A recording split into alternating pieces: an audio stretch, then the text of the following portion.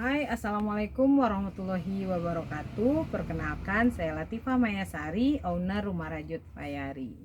Kali ini saya lagi merajut bikin dompet yang simple saja untuk handphone. Nah, kenapa saya memilih merajut menjadi hobi? Yang pertama, saya sudah belajar di kelas 2 SMP atau MTS. Dan berikutnya dia hanya butuh dua alat ini saja. Yang pertama bahannya benang, yang kedua jarum rajut dan alat-alat tambahan untuk membantu menghasilkan produk yang bagus. Berikutnya juga merajut ini bisa membunuh waktu kebosanan kita saat menunggu, jadi bisa kita kerjakan kapan saja, di mana saja, karena dia hanya ringan, simple, dua ini saja.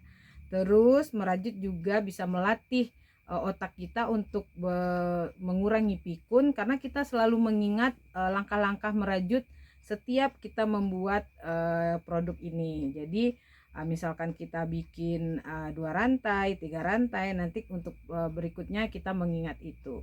Nah, ada yang bilang hobi itu bisa jadi duit. Emang bisa? Nah, ini kita akan sharing kenapa hobi bisa jadi duit kalau kita seriuskan. Pertama, mungkin caranya kita pilih dulu nih, kira-kira kita hobi kita apa sih, kesukaan kita apa. Berikut kita pilih kira-kira dari sekian banyak hobi kita, apa sih yang kita kuasai dan kayaknya kita mau belajar untuk menguasai hobi kita tersebut. Kalau kita hobi merajut dan kita hanya punya ilmu sekedarnya aja, kalau kita seriuskan, kita tambah ilmu kita cari bagaimana cara. Pertama, produknya udah dijual nih, kita pikirkan bagaimana bisa menghasilkan duit. Tentu kita belajar dan kita belajar marketingnya. Dan ketika produknya sudah banyak, perlu kita cari juga bagaimana produk yang kita hasilkan itu bisa makin bertambah dan usahanya semakin berkembang. Yang kedua, kenapa kita memilih hobi itu untuk jadi duit? Kita harus perkirakan nih, kira-kira hobi yang kita kerjakan itu apakah bermanfaat buat orang lain atau hanya untuk kita saja.